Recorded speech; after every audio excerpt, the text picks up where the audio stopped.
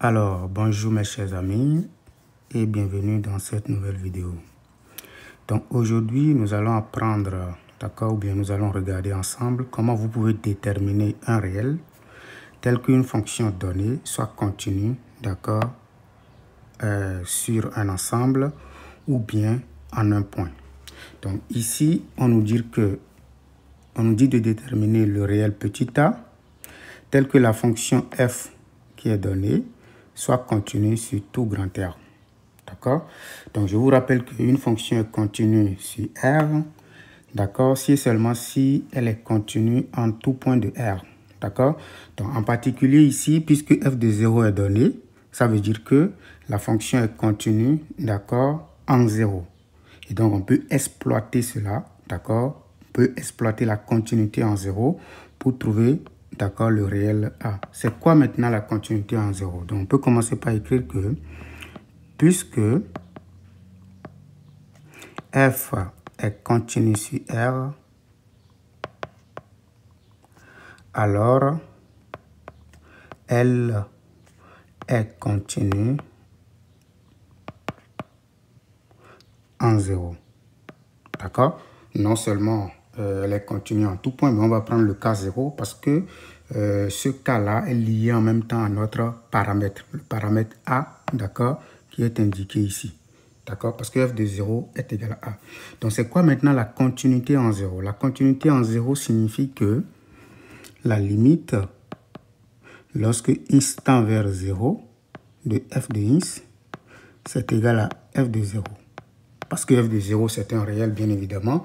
Donc, dès que la limite d'une fonction, d'accord, en un point, x0 est égal à f de x0, on dit que la fonction, dans ce cas-là, est continue, d'accord, au point x0. D'accord? Donc, d'un côté, nous avons ceci que nous allons calculer. Et de l'autre côté, nous avons f de 0 qui est donné gratuitement. C'est égal à A. Ça veut dire que si nous parvenons à calculer, par exemple, cette limite-là, d'accord, cela signifie en même temps que nous connaissons le réel A. Parce que f de 0, c'est égal à A. Donc, nous allons commencer par calculer la limite. La limite en 0. C'est quoi la limite? Limite lorsque x tend vers 0 de la fonction f de x, de la fonction f, c'est la limite lorsque x tend vers 0, d'accord, de ce machin-là, de x à la puissance de moins x sur x. Donc, de x carré moins x, le tout divisé par x. Donc, qu'est-ce qu'on remarque? On va essayer de calculer la limite de la fonction au numérateur. Ça fait 0, d'accord? Il suffit très naïvement de remplacer le x par 0 au numérateur. Et au dénominateur également, on fait la même chose, d'accord? On constate qu'on trouve 0 au numérateur, 0 au dénominateur. Donc, ça fait une indétermination de type 0 divisé par 0. Donc, nous allons lever maintenant cette indétermination. Comme la limite s'effectue en un point, d'accord, en un réel, et que la fonction qui est devant nous est un quotient de deux polynômes, nous allons faire simplement ce qu'on appelle la factorisation. Donc, nous allons factoriser en disant que ça nous donne la limite lorsque x tend vers 0 de x facteur de x moins 1 divisé par x. D'accord? Et si on commence par simplifier maintenant les x, d'accord, qu'est-ce qu'on obtient? On obtient que ça, c'est égal à la limite lorsque x tend vers 0 de x moins 1 tout court. Maintenant, on peut recalculer cette limite-là. Et donc là, on trouve 0 moins 1 qui nous donne moins 1. Donc, on constate ici que la limite, lorsque f de x et lorsque x tend vers 0 de f de x, ça, c'est égal à moins 1. D'accord? Or, la fonction étant continue, on va utiliser la relation qui est ici, là. D'accord? Or, f de 0 est égal à A. Donc, si on utilise cette égalité, on constate que A est égal à moins 1. Donc, A est égal à moins 1.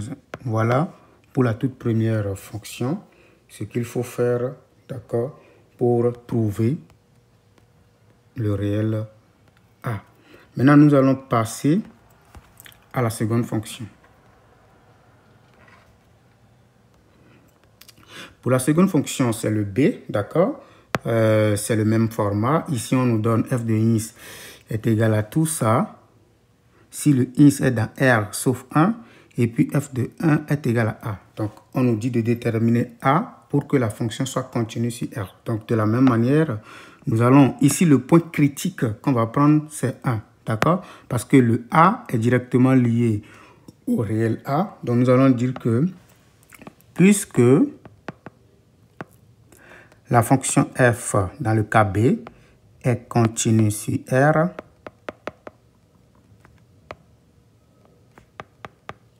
alors elle est continue en 1. Maintenant, c'est quoi ici la continuité en 1? La continuité en 1 signifie que la limite, lorsque x tend vers 1, de f de x, d'accord, est égale à f de 1. D'accord? Donc, de façon générale, comme rappel, on dit qu'une fonction est continue en i0. D'accord? Bien entendu, la limite lorsque x tend vers i0 de f de x est égale à f de i0. D'accord? Cela suppose que le i0 appartient bien sûr au domaine. D'accord? Il n'y a aucun souci pour ça. Parce que si on parle de f de i0, ça veut dire que le i0 déjà appartient au domaine. Donc ici, qu'est-ce que je vais faire? Je vais, comme précédemment, commencer par calculer cette limite-là. D'accord? Donc c'est quoi la limite lorsque x tend vers 1? D'accord? De f de x. C'est exactement la limite lorsque x tend vers 1. D'accord, de la racine carrée de x carré moins x plus 1 moins x sur x moins 1. Donc, toujours lorsque vous voulez calculer les limites, vous calculez, ça c'est une fraction, vous calculez d'abord la limite de la fonction au numérateur, puis la limite de la fonction au dénominateur, puis vous allez voir ce qui se passe. Si je commence par remplacer naïvement le x par 1 au numérateur, j'obtiens ici 1. Moins 1, ça fait 0, plus 1, ça fait 1.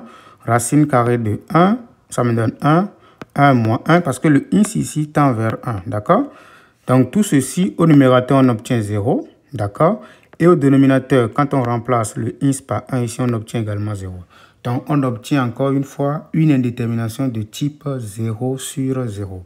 Donc, qu'est-ce que je vais faire pour lever maintenant cette indétermination? Et bien entendu, je vais faire l'expression conjuguée. Mais cette fois-ci, je vais essayer de multiplier le numérateur et le dénominateur par l'expression conjuguée de la fonction au numérateur. Parce que le radical ici se trouve exactement au numérateur. Donc, qu'est-ce que je vais dire? Ceci, c'est exactement la limite lorsque x tend vers 1 de la racine carrée de x carré moins x plus 1 moins x facteur de la racine carrée de x carré moins x plus 1 plus x, d'accord?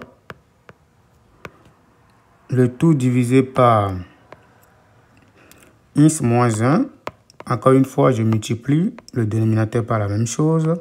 X carré moins x plus 1 plus x. Voilà, ça c'est l'expression conjuguée, d'accord, de cette fonction-là. Je multiplie au numérateur et au dénominateur. Mais qu'est-ce que je vais faire par la suite? Je vais pouvoir développer le numérateur, d'accord? Ici, pour développer, ça va être plus simple parce que nous avons ici une identité remarquable que nous pouvons utiliser parce que ça, c'est sous la forme A moins B, facteur de A plus B. D'accord? C'est-à-dire que le nombre, l'expression qui est ici se répète ici et l'expression qui est ici se répète là. D'accord? Donc, nous avons simplement le signe, les deux signes là qui les différencient. Donc, ça fait A moins B, facteur de A plus B. Donc, lorsque nous avons A moins B facteur de A plus B, comme rappel, ça nous donne exactement, lorsque vous avez A moins B facteur de A plus B, c'est exactement A carré moins B carré. Donc, on va utiliser cette identité remarquable là pour calculer, pour développer le numérateur. Ça nous donne exactement racine carrée de x carré moins x plus 1 au carré moins le b au carré. Divisé par, vous n'avez pas besoin de développer le dénominateur parce que ça peut vous causer des ennuis. Donc, vous laissez le dénominateur dans ce cas parce que l'expression conjuguée a été faite au numérateur. D'accord? Donc, facteur de x carré moins x plus 1, d'accord, plus x. Maintenant, Comme vous connaissez les propriétés des radicaux, lorsqu'on prend le carré de la racine carrée de quelque chose, ça donne la chose. Donc ça nous donne exactement x carré moins x plus 1 moins x carré, le tout sur x moins 1, facteur de la racine carrée de x carré moins x plus 1 plus x. Maintenant, allons-y. Ici, qu'est-ce qu'on retrouve? On obtient ceci et ça qui partent. Au numérateur, on obtient maintenant la limite lorsque x tend vers 1 de moins x plus 1 divisé par x moins 1, facteur de la racine carrée de x carré moins x plus 1, tout ceci plus x.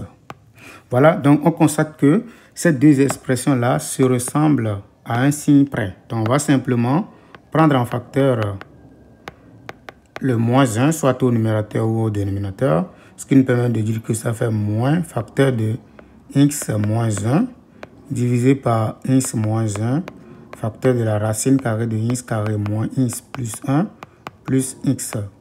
C'est bon, maintenant on peut maintenant factoriser, on peut maintenant simplifier les x moins 1, x moins 1.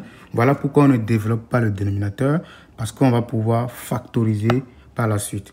Donc si on divise, on simplifie par x moins 1, x moins 1, qu'est-ce qu'on obtient?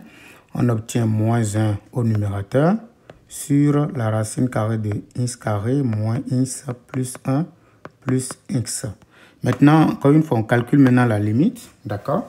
Donc si on remplace au dénominateur le x par 1, qu'est-ce qu'on obtient? On obtient moins 1 au numérateur qui ne change pas sur la racine carrée de 1 moins 1, parce que ça, c'est égal à 1 moins 1, d'accord?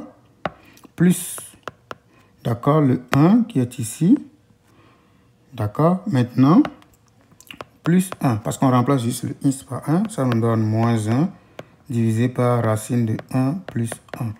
Donc ça donne moins 1 divisé par 2. Ça, c'est la limite lorsque x tend vers 1 de f de x.